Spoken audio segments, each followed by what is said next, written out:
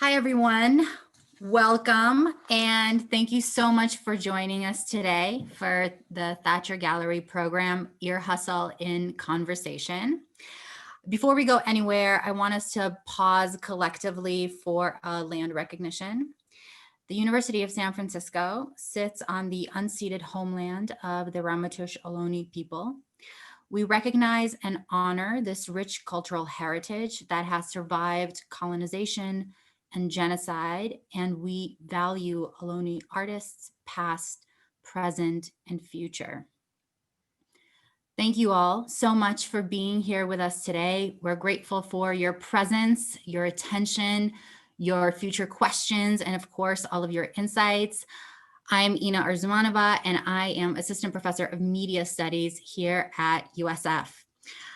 Today's program is happening in conjunction with the gallery's current exhibition, which is called A Matter of Liberation, Artwork from the Prison Renaissance, on view at Thacher Gallery now through November 6th. If you haven't had a chance to check it out yet, please go over to the Thacher Gallery website and follow along and immerse yourself in the program. There's a ton of great resources on there. Don't miss your opportunity.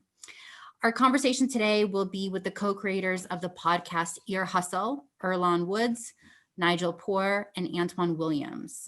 Their work on the podcast dialogues really closely with the substance of this phenomenal exhibition, but there's also a really explicit connection here. Antoine Williams, who you all will meet very shortly, is the curator of the exhibition.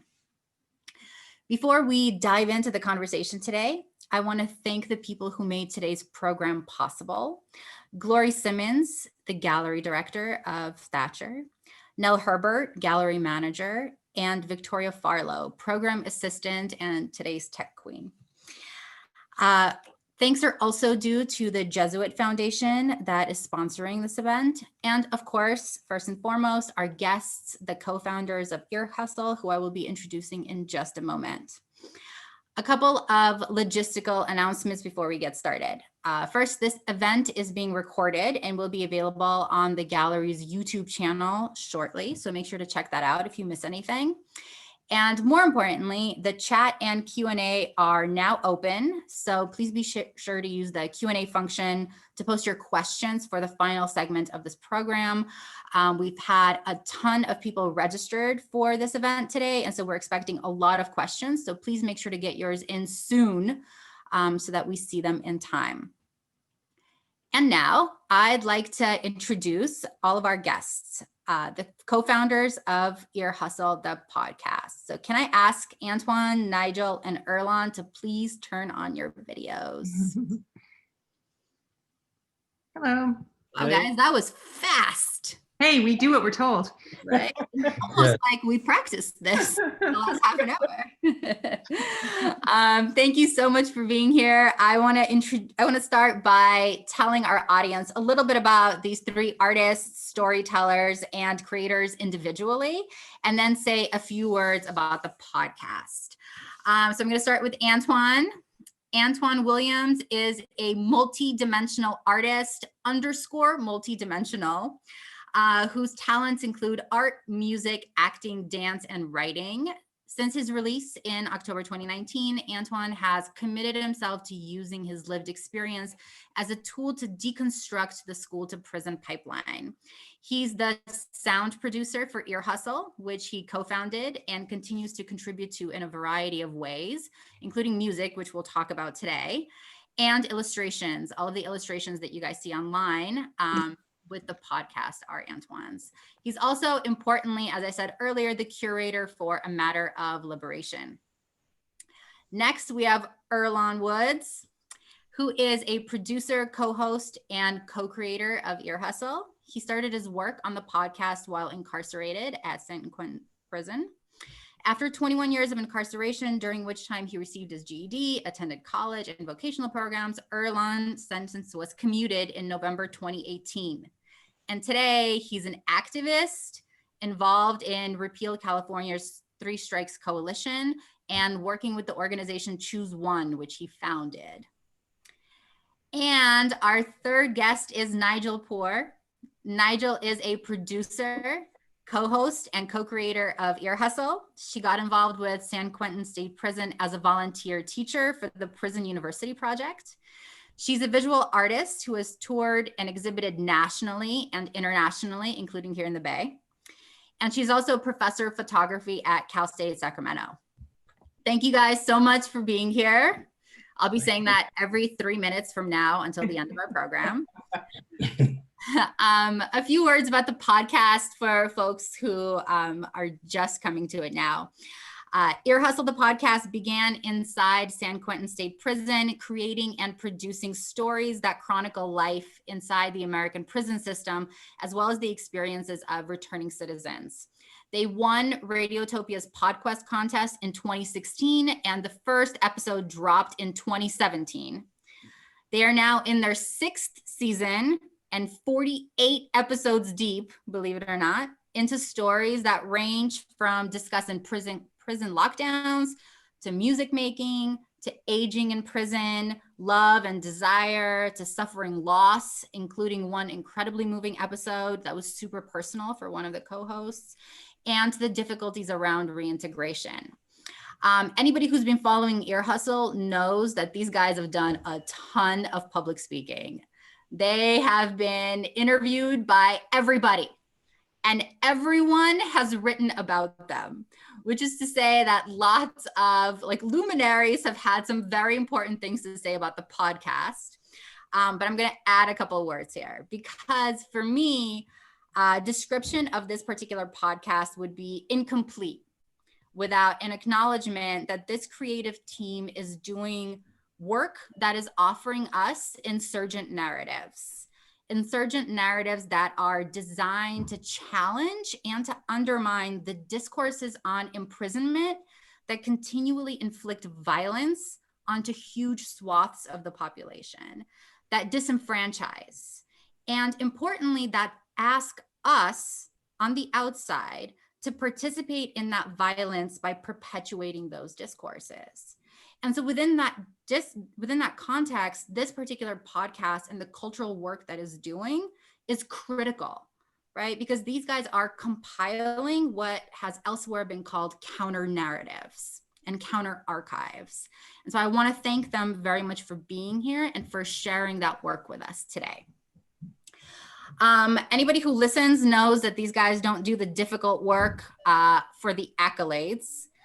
But certainly to say that they are award-winning would be a major understatement. And so let's do a quick roll call of what they've accomplished over the past 3 years, because it's pretty wild. The 2018 Third Coast Richard Driehaus Foundation Competition Award for the episode Dirty Water, which deals with sex trafficking. And anybody who follows the podcast knows it's one of the more haunting episodes. The 2018 and 2019 Webby Award for podcasts and digital audio, the 2019 Webby People's Award for documentary podcast, 2019 iHeartRadio Podcast Award for best social impact, 2019 SPJ NorCal James Madison Freedom of Information Award for audio journalism. Ear Hustle was also a Peabody Award nominee in both 2017 and 2018. And lest you thought 2020 had nothing positive to offer us, Ear Hustle was a finalist for the inaugural Pulitzer Prize in audio reporting this year.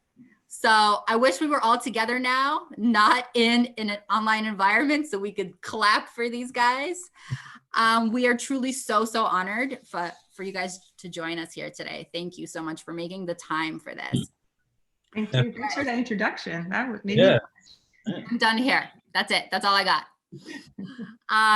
So I want us to turn now to the questions, and I want us to start at the beginning of Ear Hustle as a project, as a collaboration. And specifically, I want to start by asking you guys who each of you were coming into this project, who each of you were as individuals, as artists coming into this collaboration, and what were your first impressions of one another? So can we start with Antoine? Sure.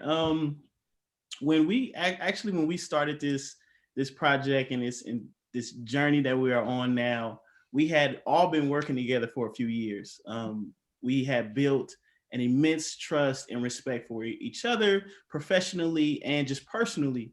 And we all worked in the media lab, which is it's like a designated spot inside of San Quentin where you can learn audio, video, print. It's like a tech center. In some regards, it is the hub of learning just anything like multimedia. And I've always been into sound. I've always been heavily like invested in music and the power of it. And that was one of the things that I really, really contributed down in the media center. So that was like my introduction, but not to this process, just my introduction to that workspace. And over the years, a good working relationship and a friendship developed between I, myself, Earlonne, and Nigel. So it just kind of, it happened the way it needed to. That was my introduction.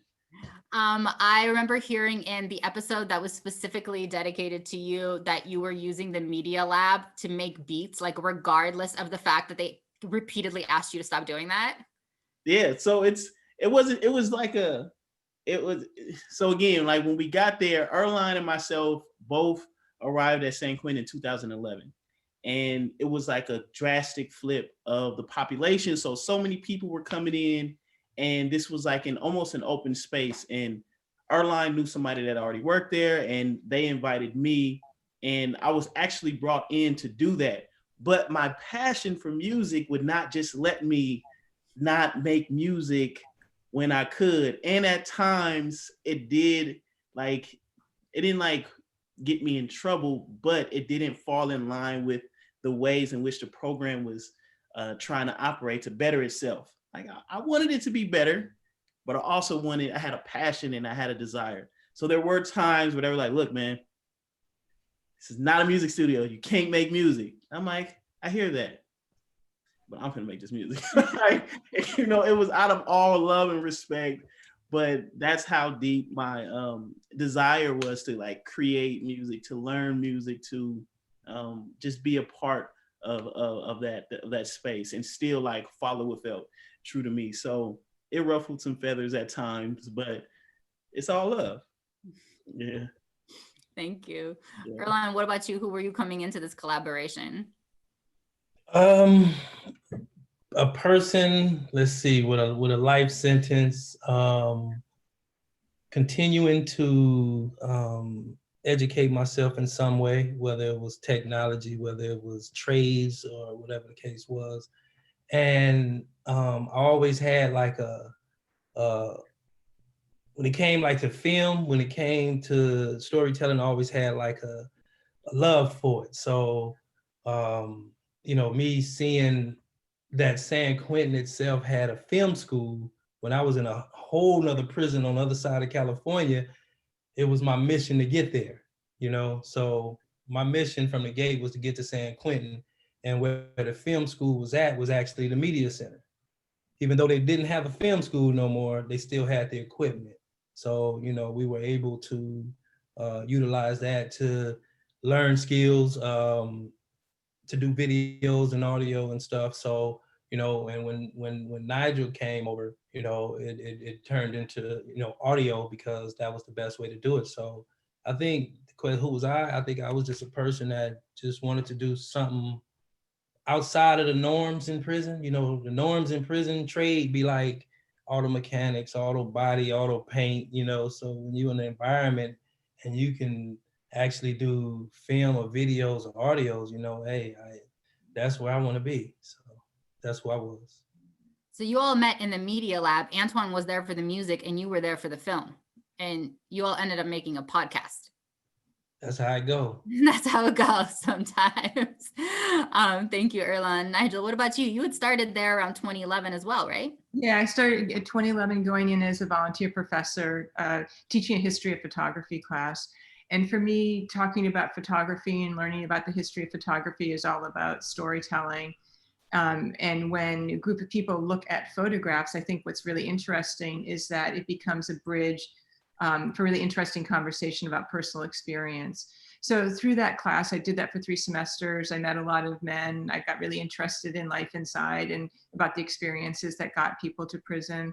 And I found myself just wanting to do projects inside, not teach so much, but figure out how to do some kind of art project inside that would be a collaboration. And I made my way down to the media center because some of my students had also worked at the media center, and it was a great place to volunteer.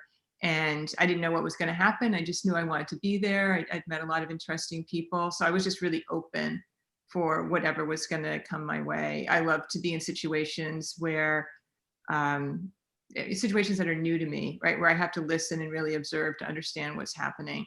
And I just happened to meet a lot of really great people there, and I didn't want to leave. Indeed. Glad you didn't leave.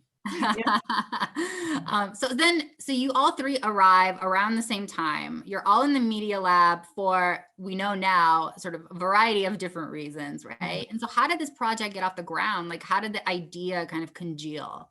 Really briefly, we were all working on a radio program. That's what started it, for KLW, a local, I guess, public radio station. And we didn't know very much about doing audio. We started to learn some kind of basic things there. And it was really exciting that the stories were to fit into a program called Cross Currents. So they were a little bit more news driven, shorter stories, 5 to 7 minutes. But that's what we were all doing. So that's how we got to know each other as people working in audio. I mean, I'm going to put that in quotes because honestly, I mean, I did not know a lot about it, but I've been working as an artist for over 30 years, and I brought that knowledge to trying to work with audio. Yeah. So since we're going in that direction, let me ask actually a question that came up from a student, and it is specifically about the choice of audio. So a student asks, why did you choose to do a podcast? What particularly appealed to you about that form, that mode of communication and creation?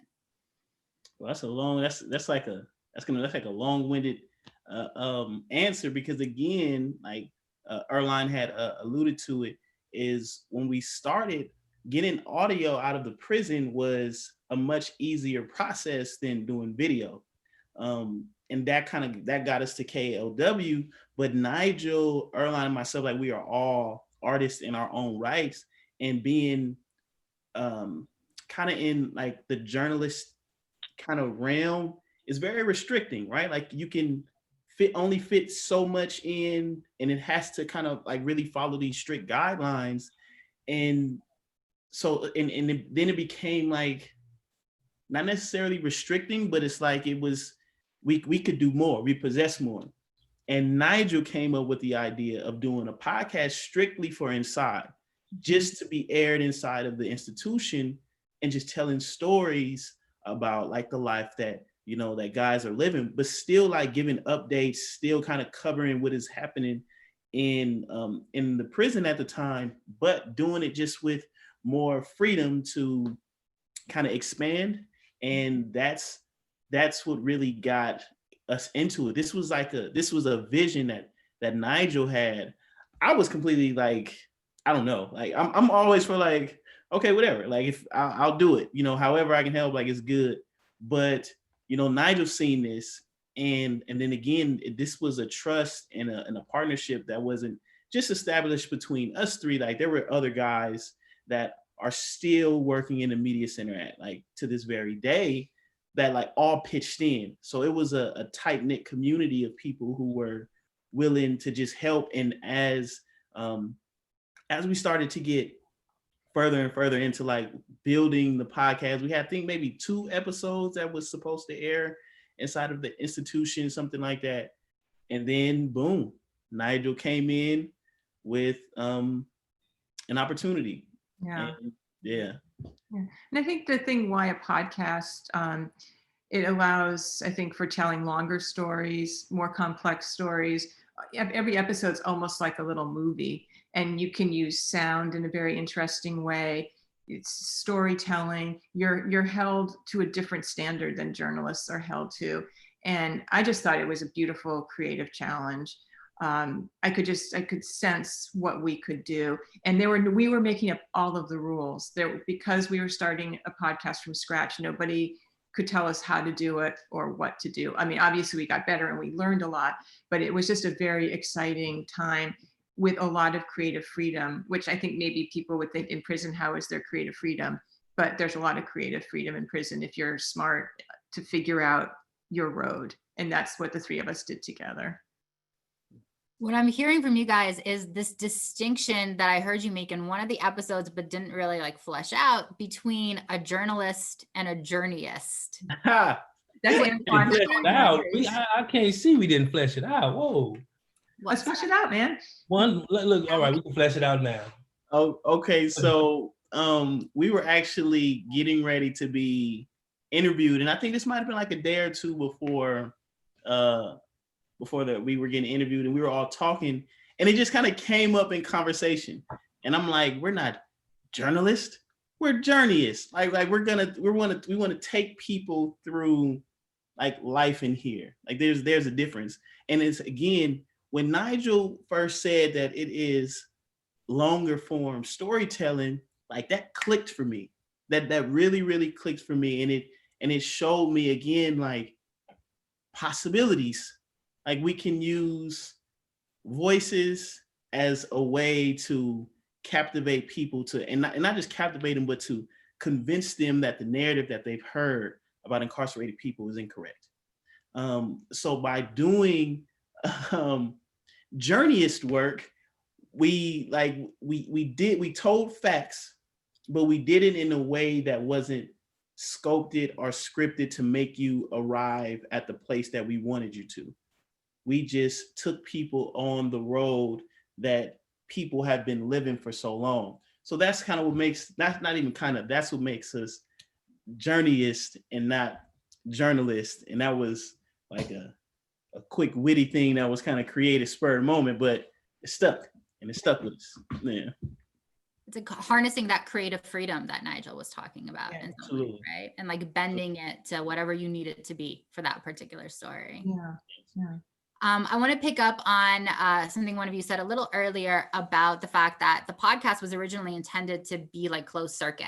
Mm-hmm. It was originally conceived as something that was going to be inside the prison system. And I know that you guys only got like 2 episodes in. I think Antoine just said it, right? How do you imagine the stories would have been different? Sorry, Erlon, I just cut you off. No, that was my bad.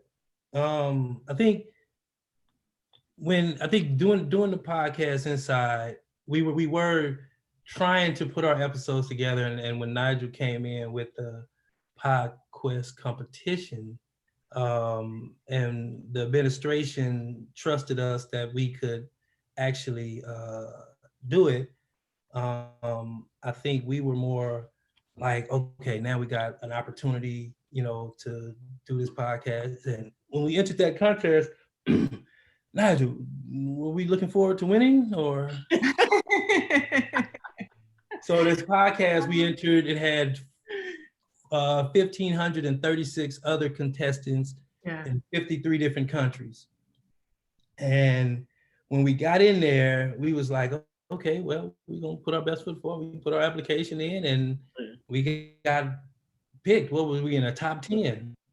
And when we were in the top 10, we got down. And we actually, when we were in the top 10, before that, we were able to hang out with our fellow mentors and producers, which was the Stoop, and then we made it to the top 4, and we had to do the 3 pilot episodes. Yeah. And that's when we really had to figure out how to really make a podcast. Yeah. At that point, we didn't know. We were just putting tape together, we thought.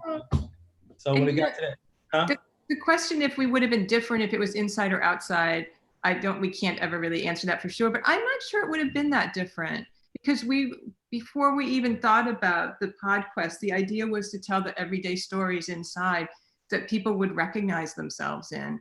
And so I think we do the podcast as much for people inside as we do it outside. I don't really know if it would change that much. I think our roles would be the same. And as far as I know, guys inside and women who hear it really like it too. They don't listen to it and go, oh, this isn't for us. So that's interesting to me, but I've never really like gone deep into that question, how different it would have been. What do you guys think about that? I don't think it'd be different either.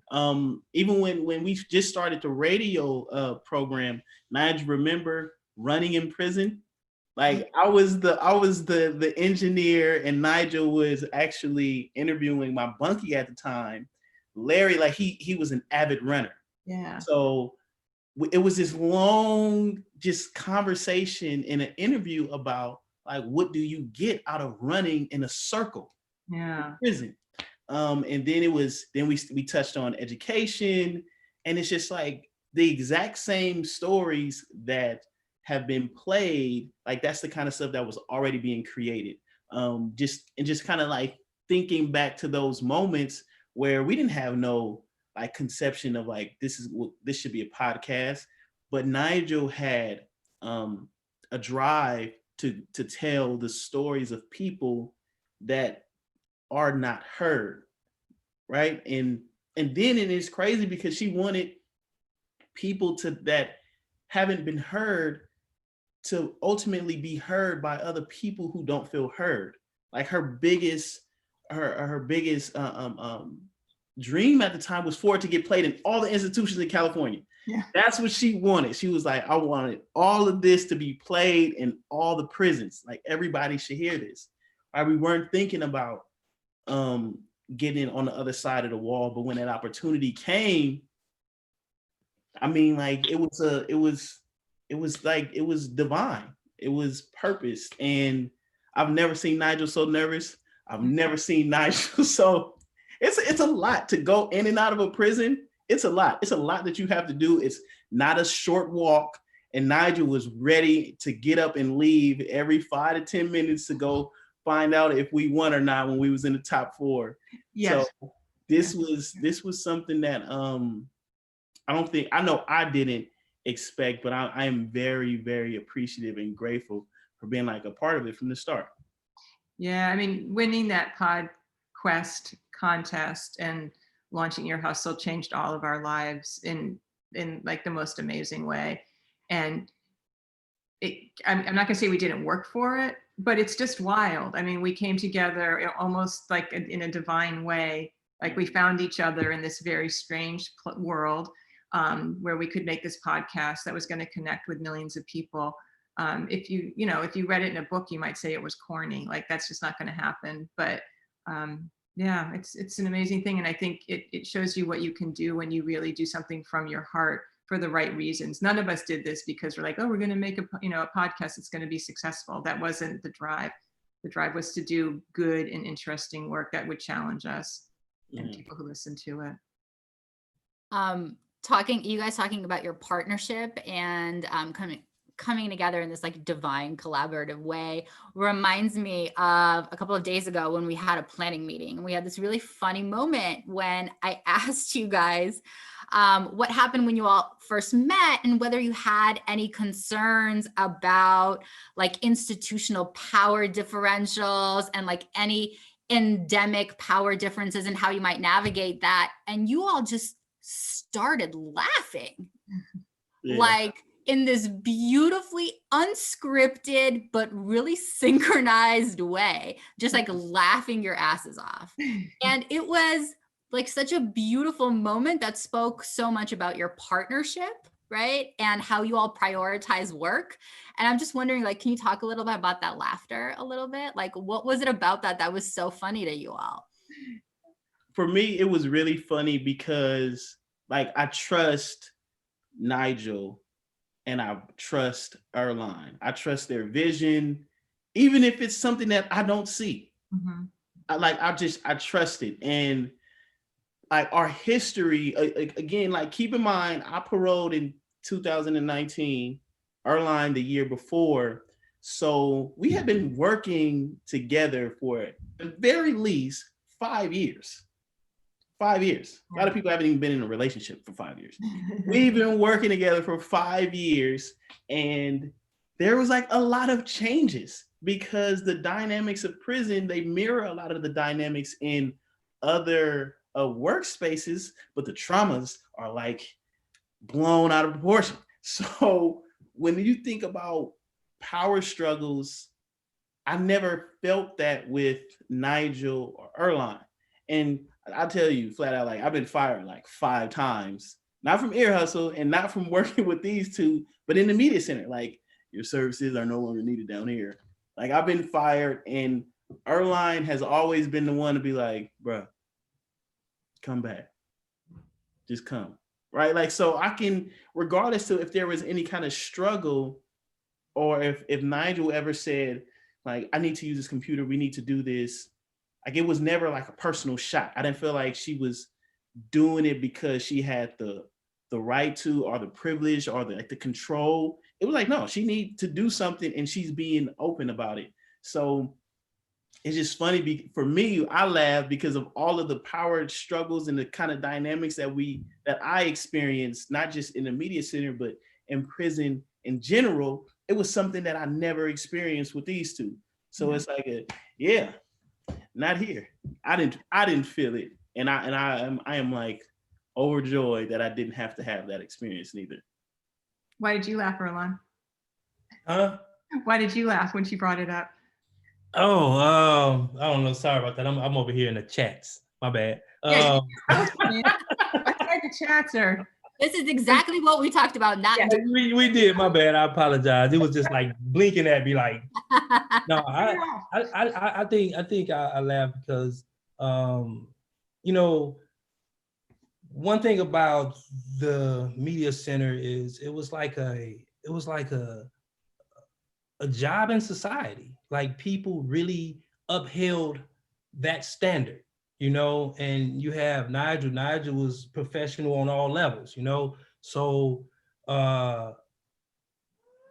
in the media center, you definitely would have some conflicts. You definitely would have all kinds of things because everybody's in the same space trying to do different things.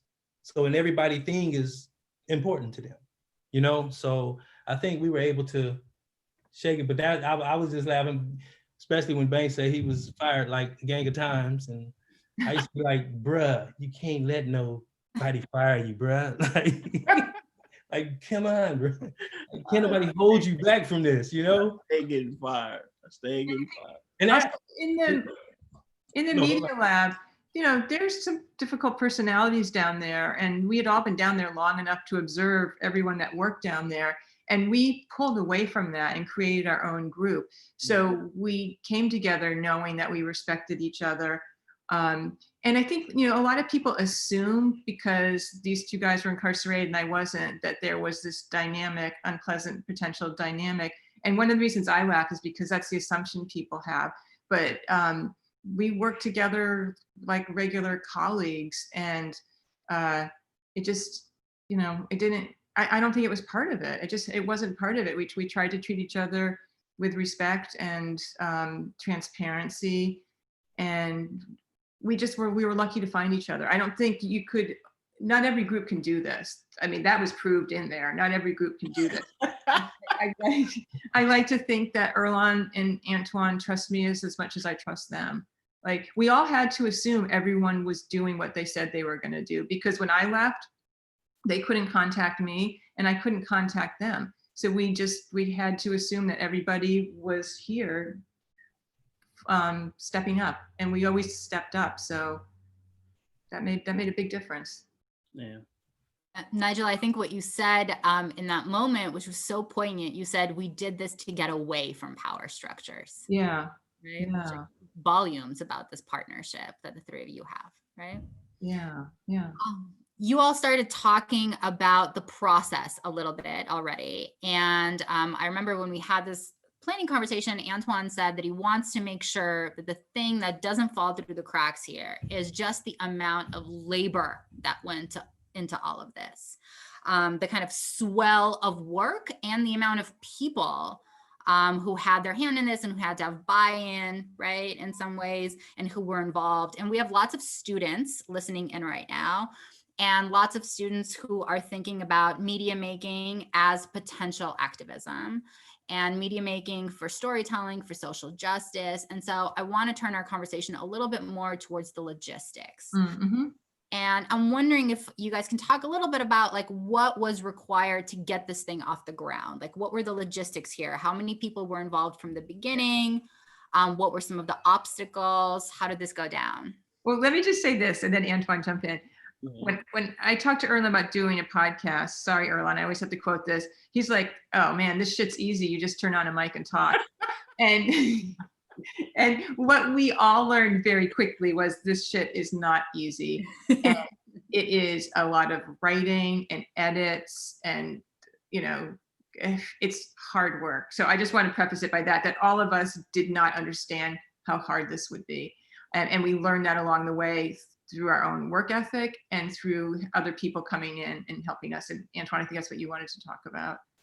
Yes.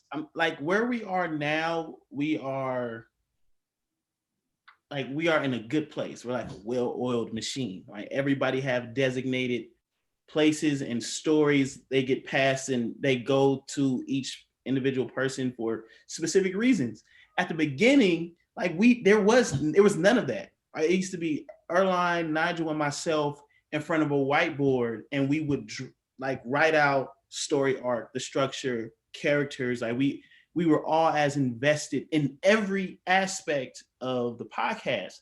And that required us, for myself and Earlonne, to be there. I would go to the media center from 8 in the morning and I would leave at 8 at night. Earlonne would be there from 6 in the morning to 8 at night. And Nigel was in there 9 in the morning Earlonne be there from 6 in the morning to 8 at night, excuse me. Nigel will be there from 9 in the morning to about 5:36, sometimes 7, depending on what needed to be done, right? So this is 12-hour days spent working on something, just us three.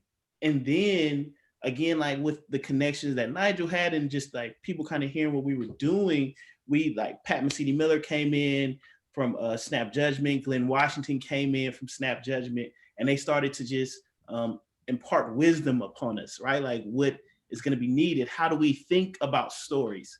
Because it's not just put a microphone in somebody's face and say, talk, right? A lot of that is, how do we bring out the story, right? But how do we also purposely tell their story in a way that benefits them, not just take what they say and flip it any kind of way. So, we spent hours and hours in just structuring it. And then there's hours and hours in interviewing. And then there's more hours and hours in listening to it and writing what will work. This was before we had transcripts.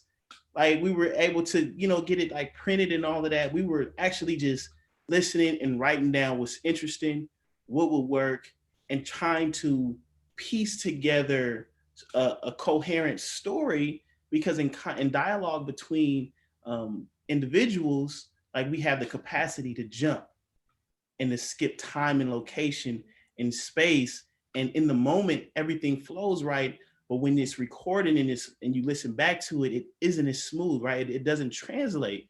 And just really that kind of logistics really, really started to hit us hard at the beginning when we started the pilot episodes.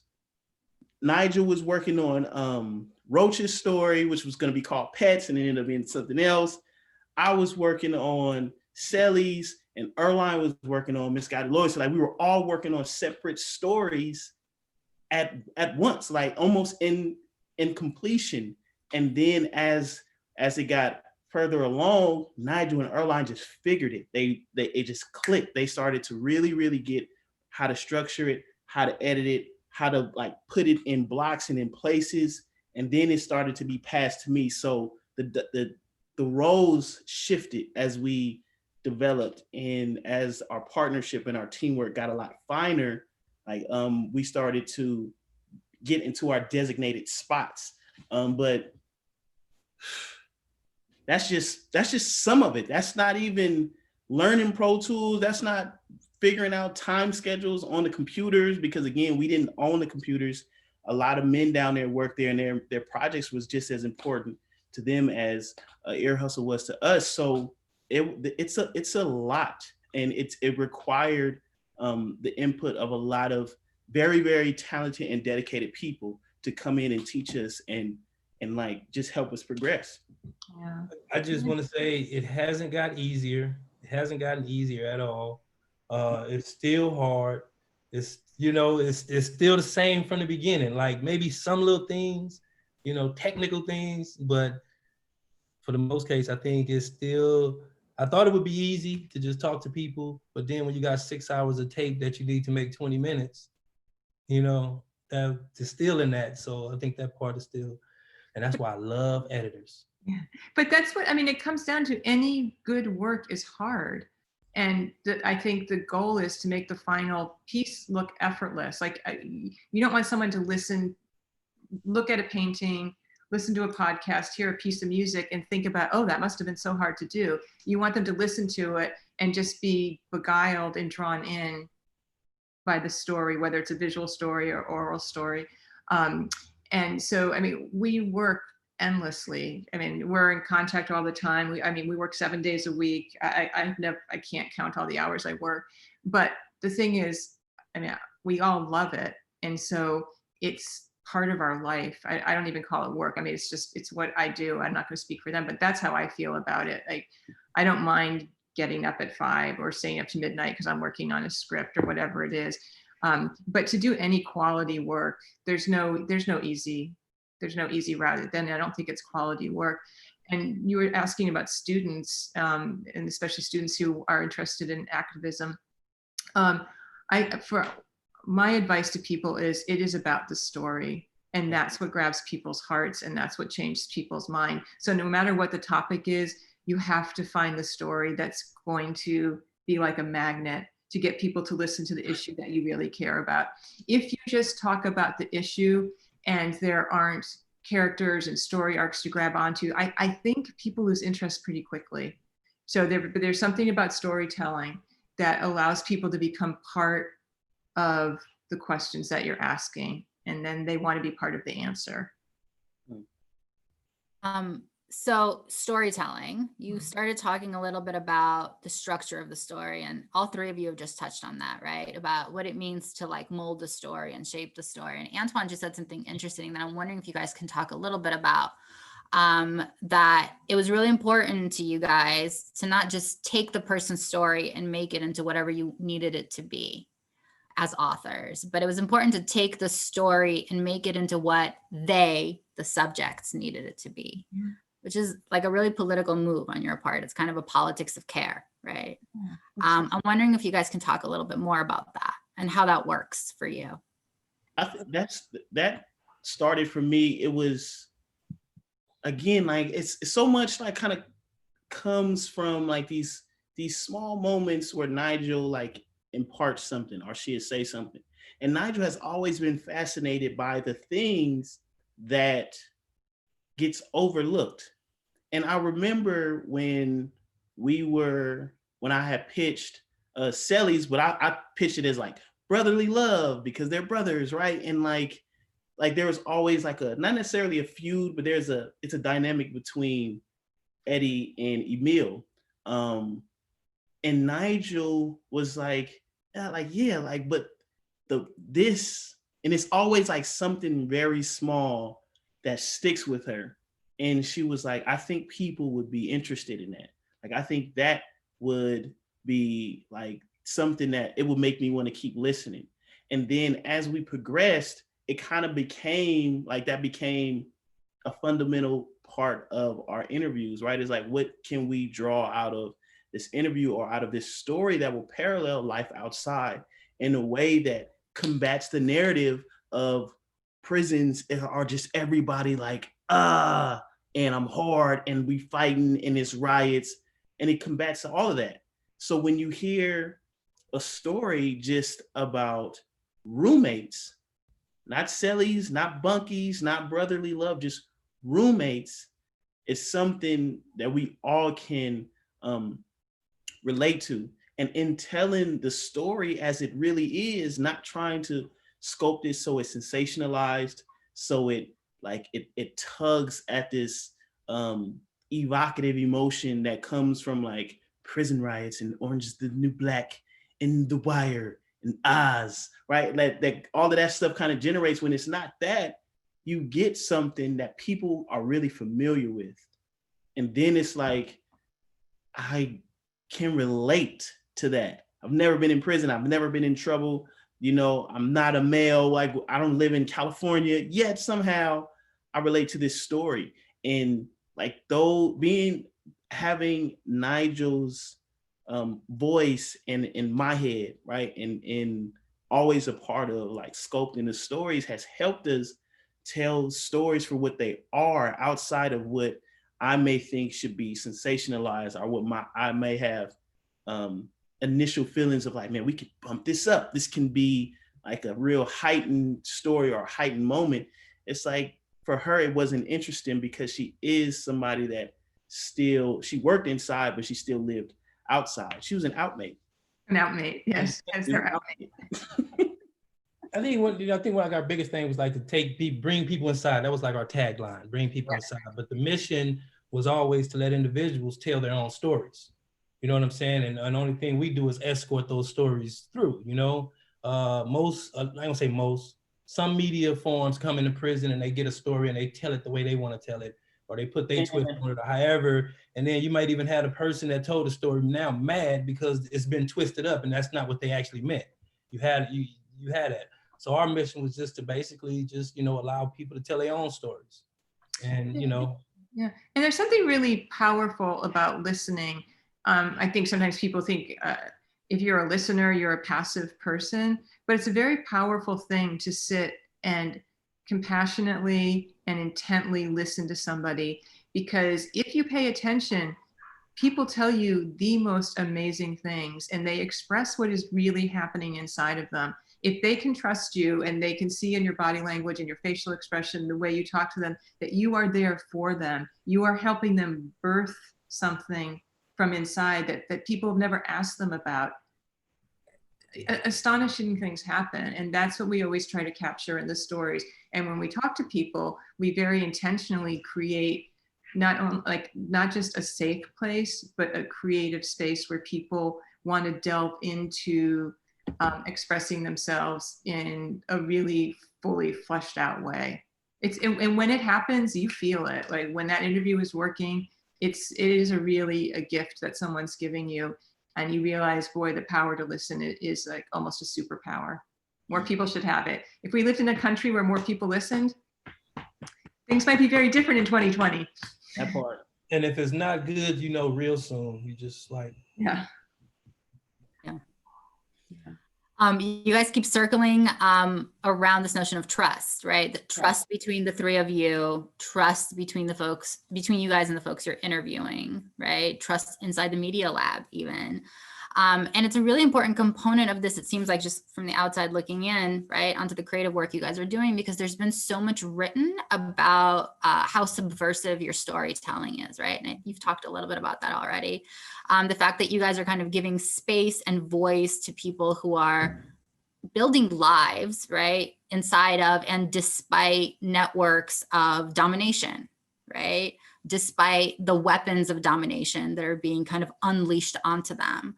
But what I think is so critical, and what's becoming so critical in this conversation, is that for so many of us, what's important about the podcast and what's really just stunning about the podcast is that you guys approach these interviews with obviously a lot of respect, but also a lot of like tenderness. Mm.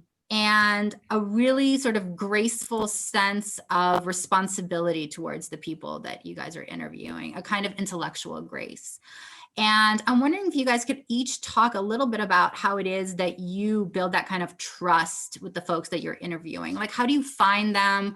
How do you convince them to tell their stories, right? Are people ever reluctant? And how do you build that kind of trust with them? I would start and say, one, early on, I think a lot of individuals knew who we were, or some individuals knew who we were, what our characters were around the prison. So, you know, it was like we weren't out to get anyone or out to try to cross anyone up, you know. And I would say, so individuals kind of sort of trusted us, some, you know, not all. And, you know, I think what was also a big help was when we first started putting our episodes out, individuals that probably was in the same prison that didn't even know what we were doing. We're hearing from their family members like, hey man, think I got a podcast there? And so I think a lot of people start, like, instead of us just going out, just trying to always find a story, sometimes people would bring them to us, you know? And I mean, we'll hear a lot of them, but I think that was one of the things I want to say. Yeah. I think that, I mean, that hits, I think Earlonne hit it perfectly, because the first few episodes they dealt with people that we worked closely with and that we have established like a form of trust in order to do this. Again, like I was very like, I worked with Emil in a bunch of different spaces, in different groups, in different classrooms. His brother, not so much. And his brother was, the crazy thing about this is when I talked to his brother first about it, he was like, yeah, I'll do it. You know, ask Emil if he say like, yeah, it's good. Like we'll do it. And Emil was like, no, I'm not doing it. He's like, bro, it's a lot of trauma there.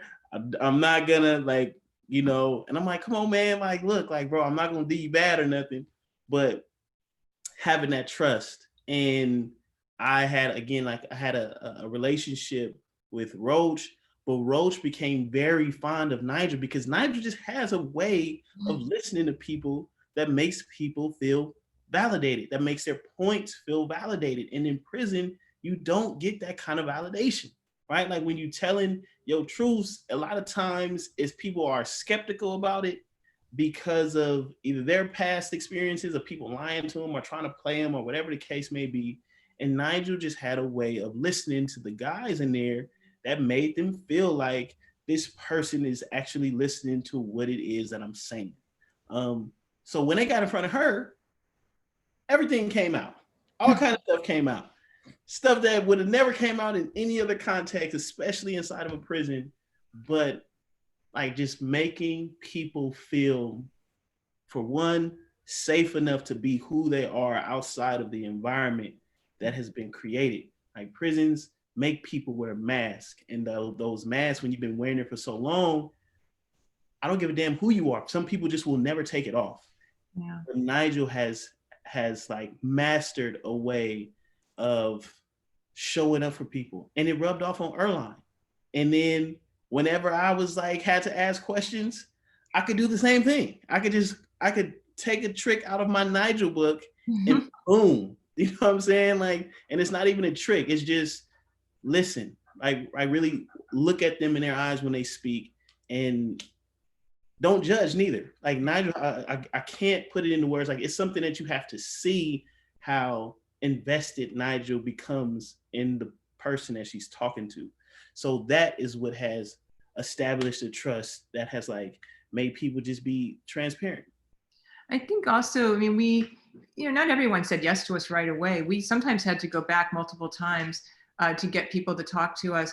And I believe inside what people saw was that we always showed up. I mean, both of you guys have mentioned this. We would go back multiple times, gently try to get people to talk to us, and we were always in the media lab working. So there was a kind of routine to what we did. And routine is also really important in prison, outside of prison too, but people like to see routine. And when we talk to somebody, we all have different styles of talking, and we all have different areas of expertise depending on what the story is. Like sometimes we'll be like, Earlonne's got to go in and get that. But we also, we don't shy away from asking people really hard things. And so we raise the bar, and we expect honesty and integrity in the response. And no matter what topic we're talking about, as Antoine said, we go at it with compassion, whether we're asking somebody to talk about their childhood, or if it's important to the story to talk about something really, tough that they have a lot of guilt around. Or we're asking them about their dreams and their aspirations. Like we have the same response, which is we want to hear what you have to say, and we can hold whatever you have to tell us. Like we're not going to judge you. We're not going to be disgusted. We're not going to walk away. We're going to be there for you no matter what you have to say. And we're going to do this together. Like we are a team. Even though when they leave, we're going to create the story. we create a sense that we are in this together, and your sorrows and emotions are our sorrows and emotions too. I have to ask, what are the things that Erlon has to go in and get? Like, at what point in the Nigel playbook into the Erlon has to go get this story page? It's always man, stop bullshitting us, man. Tell us the real deal. No. Let's see, I'm trying to think. If somebody needs like a little bit of like jocular encouragement, like Erlon can like joke with people about serious things and get them to relax a little bit. And then then the interview will open up. I mean, he's very funny, and he can poke at people and not upset them. They become part, I don't know, they feel like they're part of the joke that he's making. Do you know what I'm trying to say, Antoine or Erlon? Does that resonate? Oh, I definitely hear you, because I know if we need something, I don't want to say just emotional, because I'm not going to limit it to that, but I'd be like, get him, Nigel. You know what I'm saying? Yeah. And Nigel will start with, so what did it smell like? What did it smell like? Off questions that people would never, they never get that. They never get that. So it's like it forces their minds to work in a way that it hasn't.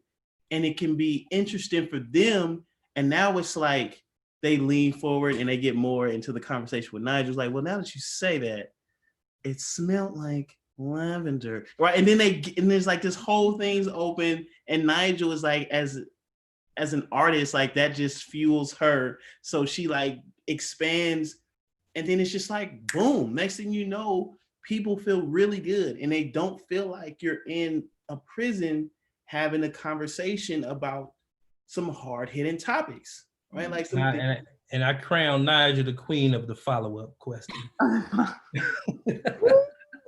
Nigel got a follow-up question for you, Juan. You ever thought it was over? Nigel gonna hit you with a question. You can be like, yeah. You know, the other thing I think that makes our relationship work, and anybody who is looking to collaborate should ponder this, is that we know each other's strengths and weaknesses, and we don't hold back each other's strengths, and we don't judge each other's weaknesses. And we know when one of us needs to do something that the other can't. And I think that's an unusual thing for people to understand about each other. But it's essential for a good collaboration. Because you have to, in some ways, work as one person, or a conglomeration of 3 people, or how many people coming together. And I think that also goes back to trust. But I don't feel like my shortcomings would ever be judged by Antoine or Erlon. We might laugh about them. And I also feel like they would celebrate my strengths, just like I would do for both of them. Yeah. So you guys are out here activating different superpowers to get at people's vulnerabilities, is what I'm getting. Yeah. Again, and it's just not us. You have John Yahya Johnson, Bruce Wallace, Amy Stand-in. So we have it's a team of us that either help in some way. We all help each other out. So. Well, it's a good point. Our team has grown a lot. And now most of our team is outside, which is crazy. Mm-hmm. Yeah. I want to make a kind of abrupt segue, only because we're running out of time, and I want to make sure to get this question in. So forgive the lack of elegance here in the narrative. I want to make sure we talk about the role of sound in all of this, because the podcast is called Ear Hustle. And I already told you guys that I love the name, in part because, not just because it means eavesdropping, but because of the word hustle that's in it, right? And because hustling is a tactic adopted by people who don't have access to formal power, right? Like listening to the podcast over the 6 seasons, you get a sense that, like, to survive and to build a life in prison, you have to hustle in some ways, right? The work that you guys are doing, the creative work you guys are doing, is in some ways about hustling. And for you guys, it's all kind of grounded in sound in some major ways. And so first, I want to ask you guys, how did you come up with the name? Nigel. Believe it or not, it was my idea. Is it a follow-up question, Nigel? Yeah. So a friend of mine, like maybe 15 years ago, was working in a jail, and she She was telling me about, she told me about people are on the phone and someone will be on the phone and another guy will say, don't ear hustle, man. I'm trying to have a private conversation. And it just stuck with me. I thought it was such a great expression. I'd never heard it before. And I'm a snoop. I love to listen to what people are up to all the time. And so I don't know if it's really a prison slang or not, but when we came up with the idea of the podcast, I was like, you guys, I have a perfect name. And we all agreed, like there was never any discussion. I don't even think we threw any other names out there. We were all No just like, other names. Ear hustle. Ear hustle before. That's amazing. I was really hoping it had something to do with you asking a follow-up question, but no. Oh, damn. I'm sorry. I'll ask again later. Maybe you can remake it. So Antoine, you're the sound engineer, the sound designer of Podcast. And I know that you also did the original version of the theme song, King Kong, right? Yes.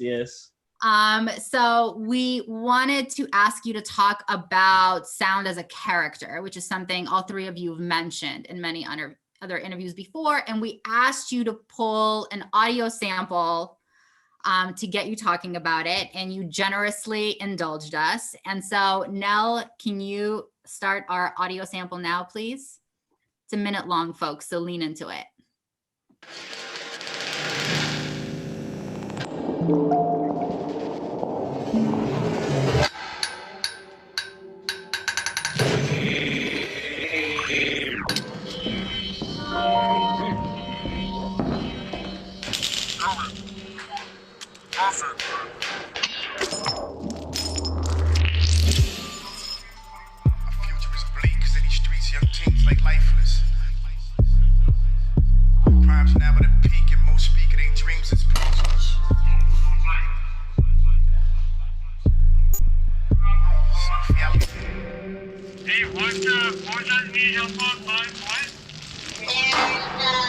Nobody up here, so what's going on?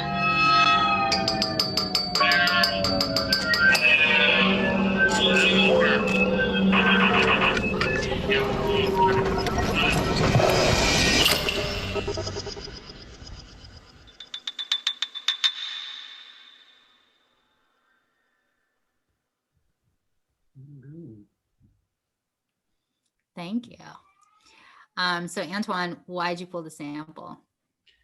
So it was a debate between that one and two other clips from two episodes in the first season. And I chose this one because, for one, all of those sounds were recorded from other sounds inside of prison, right? Like all of those voices are actual voices of either incarcerated people, or those are actual police radios. And those are the sounds of nightsticks and gates and water and people walking in education. Like those are the genuine sounds of San Quentin. And I felt like if I wanted to highlight sound as a character, I would prefer that outside of what I was going to go with, which was the driving scene in Misguided Loyalty. Because outside of Misguided Loyalty, up until season 4 and season 4 on, all of the stories were inside. And Misguided Loyalty was actually the first story that was completely an outside story while everybody was still inside. And the sound that was used, it was to create an atmosphere of actual life and not life inside. And one of again, like a person that has like mentored me for years on sound design, Pat Mesiti-Miller, he told me, he said, look, man, anybody can make music. Anybody can make music, but nobody can make music or sounds from sounds inside of prison. Like nobody can do that. Like only you can do that. Like, and he actually like introduced me to sound concrets. Concrets, yeah, it's like a French way of saying it. Stay talking about these. Yeah, the concrets. It's like they're so beautiful because it is a blend of unique sounds that can snap a listener back into a space of like, hold on, wait, I just heard something, or what was that?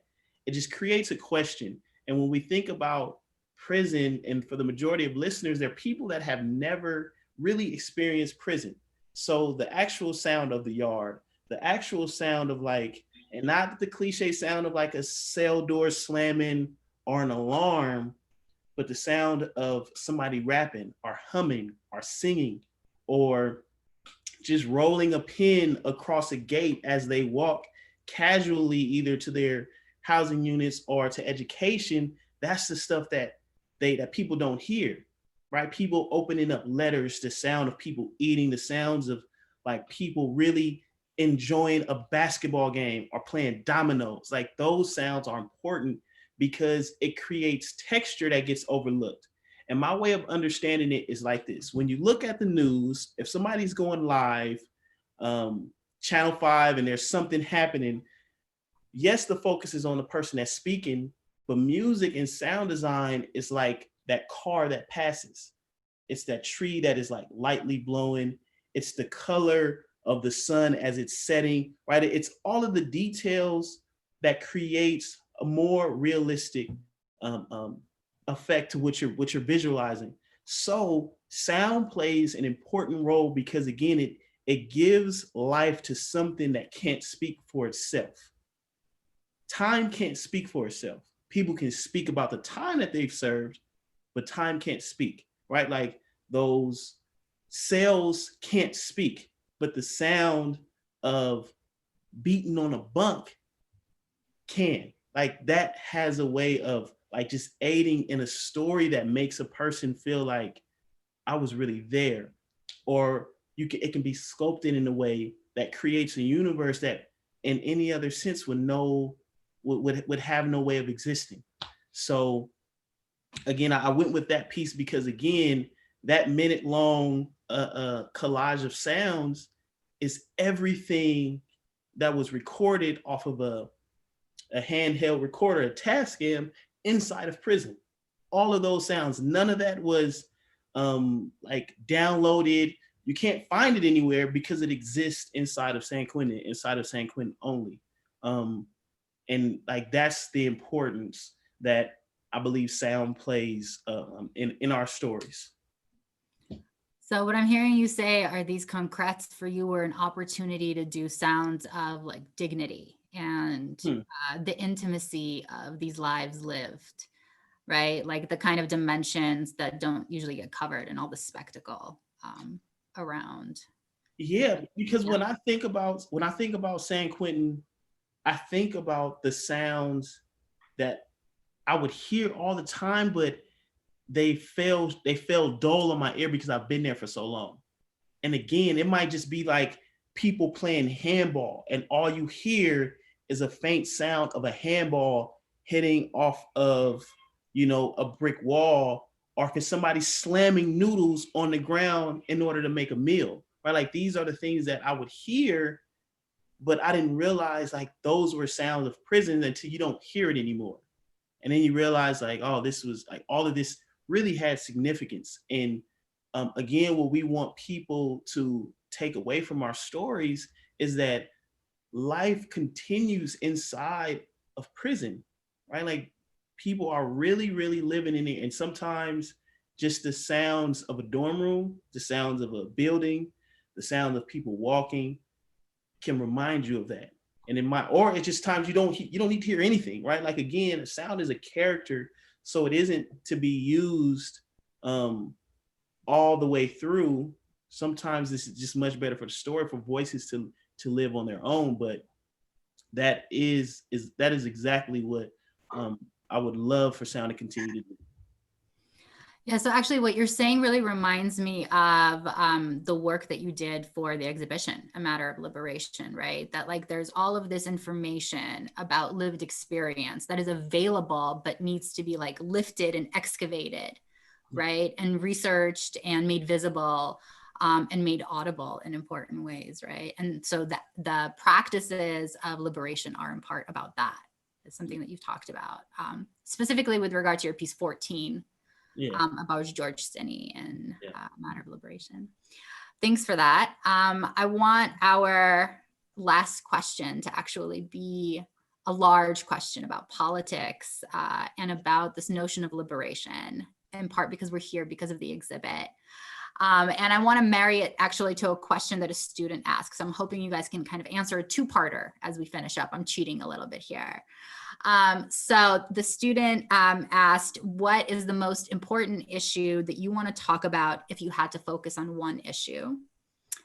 And Ina asks, how do you think about the work that you guys are doing with the podcast within the context of this notion of liberation, right? Is media making, is creative practice liberatory? Does it foment a space of liberation? How do you think about that work? Erlon, do you want to start? Oh, sure. Well, I would say, with me, I was in prison under the California 3 Strikes Law.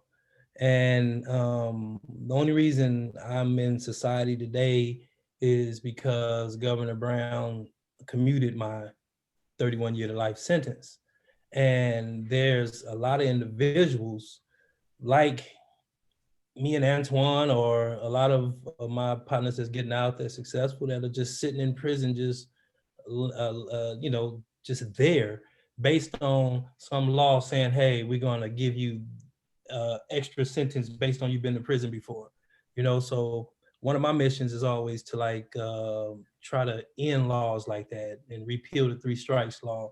That's like one of my biggest things, and hopefully in 2022, we get it on the ballot to actually repeal it.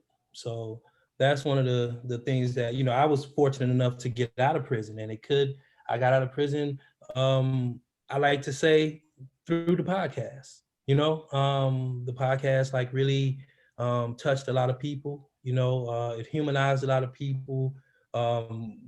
People were able to have empathy for people in prison, and see that it's not all, oh, you need to just punishment and be locked away. Nah, people wake up, people change their minds, people, light switch go off. The first day I got arrested, light switch went off. You know what I'm saying? Like it didn't take the next 20 some years, but that's one of my missions, is to end these enhancement-based sentences, just end enhancements. And that's what Choose One, your organization, is about, right? Yeah, I actually started Choose One when I was in not San Quentin, when I was in Centinela State Prison. And what Choose One stood for was, or what it stands for is, could hip hop overthrow oppressive sentencing enactments? And what I was trying to convey was especially to the hip hop industry, is if y'all help us out, or if y'all step up for us inside of prison, because prisoners do need some type of advocacy, some type of union. There's no union for prisoners. So, but if we had a group of people like the hip hop industry that would step up, a lot of stuff can change. It's a disconnect between people in prison and a lot of, people in the community. So that was just my mission, was to create that, and hopefully people would get involved and we actually change the law, because putting it on an initiative and letting people vote, that's it. It's simple as that. Thank you, Erlon. Nigel? Did I freeze? Because my computer is tripping now. Yeah, you did a little bit. But right after Ed's, as simple as that. Simple as that? What are the two questions? Did he answer the second one? What was the other one? I want her to say it again. Yes, I think he did. The second one was I don't remember which one was first, but the student was asking if you had to talk about one topic, what would it be? And I was asking, how do you think about what it is that you guys do within the context of liberation? Okay. Which, and I think he answered both. Yeah. So, I mean, my one topic is, it's maybe a little esoteric for this question, but I am endlessly interested in the everyday experience and the small things that make up a life. So I could do stories on that for the rest of my life and never get bored, because I think each life is so fascinating. So in some ways that's a political thing, because it's also saying that every voice matters and every small experience is of importance. And I think that what we do at Ear Hustle is very much about liberation. It's about liberating voices. It's about people being given the gift of being liberated from their assumptions. And it's about the liberation of bringing people from inside and outside together to be professional colleagues or to have creative partnerships. So yeah, I think everything we do is about liberation. And I believe that if people can understand their self-worth, they will have a better life. And one way of understanding your self-worth is to realize that you're worthy of being asked questions and that your answers are worthy of being heard. And I wish everybody could have that experience. Thank you, Nigel. Antoine? Nigel fire. See, that's what I'm talking about. Nigel, people, hey, look, people don't know, but Nigel, she got it. She's a professor, bruh. I'm saying. I don't like that guy. People to work with. For myself, I think when it comes to the work that we do and taking somewhat of a political stance, I would say, I believe perspective is everything, for one. And for two, I think everybody needs help. Everybody needs help. My last few years inside, and again, this is like, a lot of this came from our other co-hosts, Rasan, New York Thomas, this came from Emil, this came from like a collective of people that, like John Yahya Johnson, people that I really spent a lot of time with. But in conversations with them, I realized that for one, as a society, we have done ourselves a disservice by relying heavily on a universal definition for anything. Mm. When I think of power, power will look different to somebody else. It's defined differently. And when we have a conversation and I say, I want power, when people listen to me, they go to their definition of what power is. And so that the same goes for love, the same goes for understanding, the same goes for acceptance, the same goes for presence, right? Like being present, like everybody has a unique definition for the things that they understand. And I say that because when I started to look at the words that defined not just myself, but the narrative that was being told about incarcerated people, I wanted a lot to change. So the first thing I did is I stopped saying that we needed to be humanized because we're humans. We needed to be de-thingified because in the public's eye, we have been monsters, we've been felons, we've been criminals, we've been dangerous, right? We've been all of these things that births a notion of fear in the minds of people that have not experienced us personally. And with that, I realized that I've never stopped being human. It's the moments when I needed help, I didn't, and I fell back on somebody else's narrative of what power or substance or control look like. So when I was a teenager and I needed validation, I thought validation would come through acts of violence, or it would come through a form of respect that was that came with brute force, right? Like those are moments when I needed help. There's other people that need help if it's not mental help, if it's not assistance in housing or living, if it's not education, right? Like we all need help in some form, so we never have to reach a point where crime becomes an option. And I think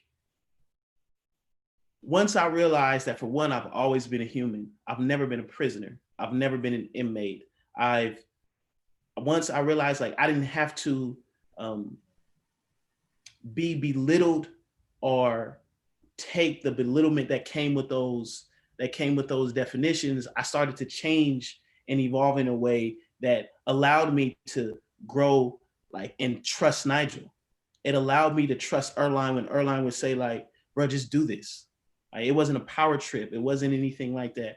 So I think perspective is everything. And when people listen to the stories, we offer a perspective that combats what they've always heard about prisons and people who have lived in prison. It changes that. Ear Hustle has turned walls into windows. And the one thing about walls, it's not just about keeping people that are on the inside out, but it's keeping people that are on the outside, keeping them out from coming in. Because when people started to come in and people started to get a genuine look at what it's like to be inside of a prison, even if it's just through a podcast, they found themselves not having the same sentiments that they had.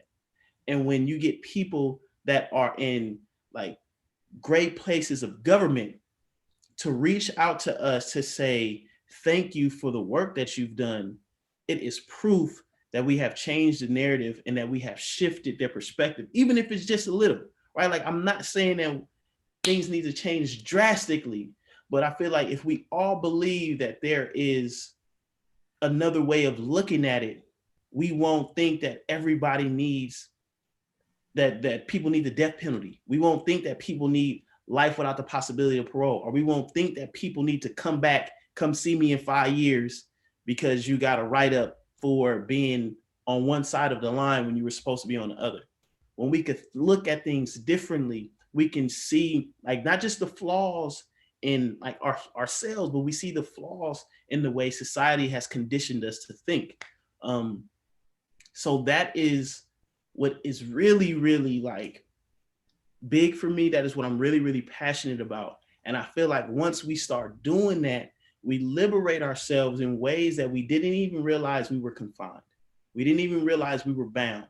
We didn't even realize we were being held back, because this is something that has been planted in my mind and has been fueled through mainstream media, through, ear hustling, just hearing people talk about a specific group of people or a kind of person or an experience. And that has like kept us captive, right? Like we can't get close to people.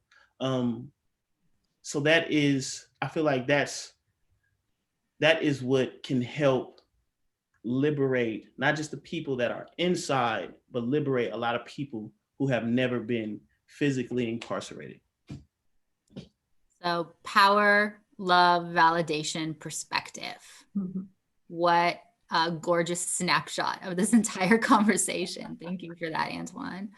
I think that's actually a great way to end, I would say, this portion of the conversation, but we've gone long. So Glory, can I ask you to please turn your video on and see if we have questions? Undoubtedly, we have questions from the audience. Hi. Hey. Yes, we have questions, but a lot have been answered. I want to say thank you so much to Nigel, Antoine, and Erlon for this amazing conversation, and Ina for your amazing questions and just weaving it all together. We knew it was going to be great, but we just, it's been fantastic. And I think we all feel really lucky to hear the passion that you guys all have for storytelling. So thank you for that. I think Erlon has a point. No, I want to answer one question for one person, because I know we wasn't supposed to be looking in the chats, but I'm in there. So one person asked about the administration, and I just want to say that you had the administration like Lieutenant Robinson and CDCR that allowed us to even do the podcast. And that was a big step for them. So I wanted to just, give shout out to like Lieutenant Robinson and Chrissy and all them for, just having our back with that. Yeah. Lori, do we have other questions? We have some, but maybe I'll just choose one as a closing question. And I feel like Antoine was starting to hit on this, but I really appreciated this one, which is just hearing a little bit about the way that your voices have changed and developed through doing the podcast. I think it'd be interesting to hear a little bit about that, how it's liberated you in some way or not. Yeah.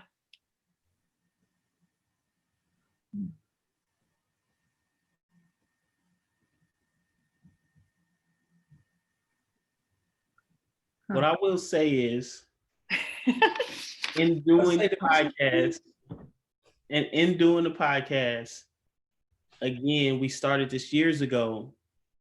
So my understanding of position and value in the position that you have has changed. At the beginning, it can be easy to think like, why isn't your voice heard? Like, why, like, you should be doing this, or why aren't you this? And hearing that so much, it can start to weigh on you. And I'm lucky enough that it didn't, because as we progressed, I realized that my voice and my place is just as important as everybody else's role, right? When I started to understand what came with sound design and what came with creating music and what came with collaborating with other artists inside, like my duties to collect sounds, my duties to go out and record people that are phenomenal at what they do. When I understood the real power and the value in that, like a lot of my ego was let go. And like it was easier for me to just be like, I'm happy, right? Like I am where I'm supposed to be. And even to this day, whenever I hear somebody say like, I would love to hear your voice more, I like, man, I'm happy where I am. Like you hear me, you just don't realize you hear me. But that is that is something that really liberated me, because if I wasn't doing that, and I commend Pat Mesiti-Miller for like really, really working with me heavily on this issue, and just showing me the way that like, man, that there is a lot of value in what I do. And once I knew that, a lot of my ego just went away. So I was liberated that way. Yeah.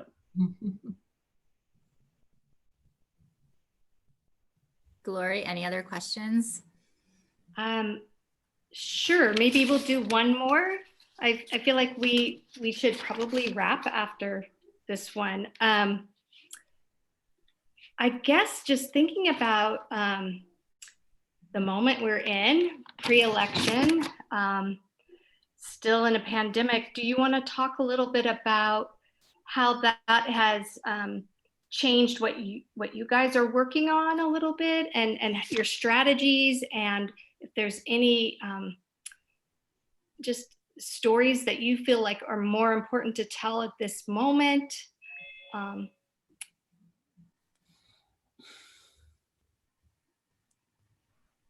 Well, obviously COVID has changed radically what we can do. We don't have access to San Quentin right now.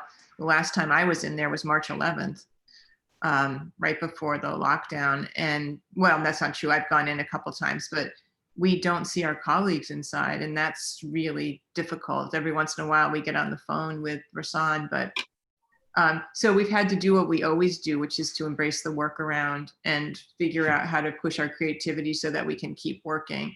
I mean, there probably would have been a time where not going into San Quentin would have ended the podcast, but we've gotten to a place where we know we can do stories about reentry. We can travel and do stories that we just couldn't do when Erlon and Antoine were inside. So we're embracing the change, but it comes with the heavy heart that we can't be with the people, our colleagues inside. I have no idea when we're going to get in again. It's a very hard topic. Yeah. Is it allowing you to collaborate with new groups or? Definitely. Yeah. Oh yeah, definitely. And a lot of this is in season 5, right? Like a lot of this is you guys figuring out how to work through this. Yeah. It like unfolds sort of over the episodes of season 5. Yeah. I mean, I think what saved us is that we've been safely traveling to other parts of the state to do some stories. Which, like, I mean, if Erlon was inside, I wasn't going to travel. I wouldn't travel by myself to do it because it's a team effort. So, thank God Antoine and Erlon are out here for many reasons, not just because we keep doing it. All right, Glory, I know we're out of time. So I just pulled an Erlon, guys, and looked at the chat. And I'm glad I did. Actually, I can see why you've been doing it the last hour and a half. Antoine and Nigel, if you haven't been looking, you guys should know that there is so much love and so much just deep gratitude for the three of you. That's really sweet. Gratitude for being here, but also gratitude for the work you all do, right? There are folks who are talking about listening to this their entire college careers and like what it has meant to them. And I think that's a great place to end. Thank you all so much for being so committed to follow-up questions. Thank you. Because that I think in and of itself is so telling. Thank you all so much for putting yourself on the line, for the work that you do, for your honesty, for your vulnerability, and for bringing these incredibly difficult questions to the table. And thank you for being here. We're super honored to have you. Oh, thank you all. Definitely honored to be Thank here. you for the invitation. It was really fun and easy, right? We said it was going to be effortless. Kept lighting. Yeah. And thanks everyone who we can't see, but who joined us today. Yeah, thank you for Zooming with us. For joining with us. We Yeah. appreciated it. Have a good night, Have a everyone. good one. All right, y'all. Thank you.